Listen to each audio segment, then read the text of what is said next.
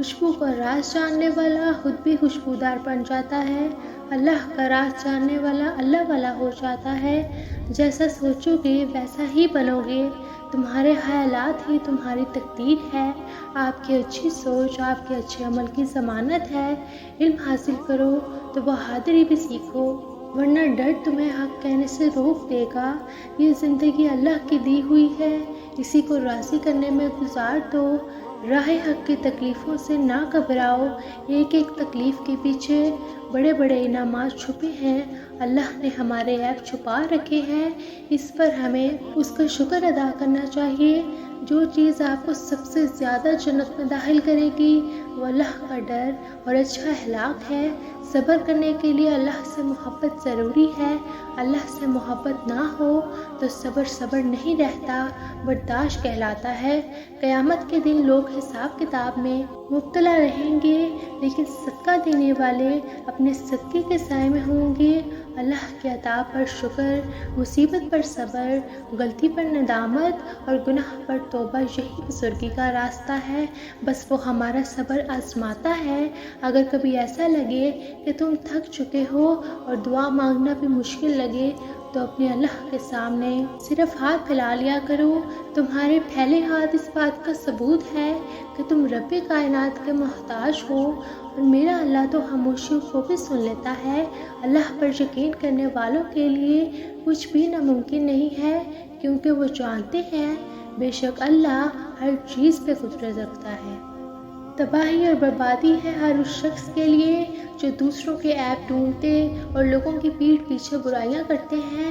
جتنا ہو سکے لالچ سے بچو، کیونکہ یہ تقوی کو تباہ کر کے جہنم میں داخل کر دیتا ہے۔ لوگوں سے عزت سے پیش آنا صدقہ ہے۔ لوگ سمجھتے ہیں بت صرف پتھر کی مورتی کا نام ہے۔ ہر وہ چیز جو آپ کے دل میں اللہ سے زیادہ اہمیت اختیار کر جائے وہی آپ کا بت ہے۔ اگر نماز پڑھنے سے تمہارے گناہ کم ہونے لگے تو سمجھ جاؤ تمہاری نماز قبول ہو رہی ہے۔ سخت دل آدمی اللہ سے بہت دور رہتا ہے۔ تنگ دستی جسے لوگ برا سمجھتے ہیں اس مالداری سے اچھی ہے جس سے انسان گناہوں اور برائیوں میں مبتلا ہو کر ذلیل اور رسوا ہو جائے۔ سمندر کا پورا پانی کشتی کو ڈبو نہیں سکتا جب تک کہ کشتی میں داخل نہ ہو جائے۔ اسی طرح پوری دنیا کی برائی آپ کو نقصان نہیں دے سکتی جب تک کہ آپ کے ذہن اور روح پر اپنا اثر نہ جما دے۔ جب اللہ نے چاہا تب ہی تم چاہو گے، جب اللہ نے چاہا تب ہی تم پاؤ گے، اور جب تک اللہ وہ چاہے گا نہیں تم چاہ کر بھی نہیں چاہ سکتے۔ صبر کرنے والوں کا مقدمہ اللہ تعالیٰ خود لڑتا ہے۔ جس دل میں اللہ کی یاد ہو وہ اللہ کا اپنا دل ہوتا ہے۔ نیند زندگی کا ایک ایسا آئینہ ہے جس میں موت کا عکس دکھائی دیتا ہے۔ جب موت سے پہلے موت کا مقام سمجھ آ جائے تو موت کے بعد ملنے والے انعام موت سے پہلے ملنا شروع ہو جاتے ہیں۔ برائی دعا پر سے اعتماد اٹھا دیتی ہے، اور جو دعا کے قریب نہیں جا سکتا وہ خدا کے قریب نہیں جا سکتا۔ کسی کے دل کی آہ جنت میں ایک قدم داخل ہو جانے والے انسان کو واپس کھینچ لاتی ہے۔ ایک دعا دوزخ میں ایک قدم داخل ہو جانے والے انسان کو جنت میں لے آتی ہے۔ اسی لیے آپ دل کی دعا لو اور دل کی آہ نہ لو۔ وہ شخص مر گیا جو کسی کے دل میں نہ رہا۔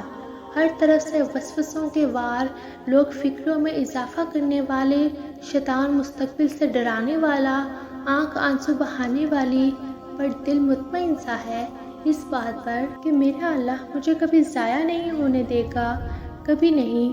میں راضی ہوں ہر فیصلے پر، ہر حال میں، پر اللہ آپ کی اطاعت والی زندگی چاہیے، اسی اطاعت میں موت چاہیے۔ مجھے دنیا کی رنگینیوں میں نہیں کھونا، مجھے آپ کی محبت چاہیے۔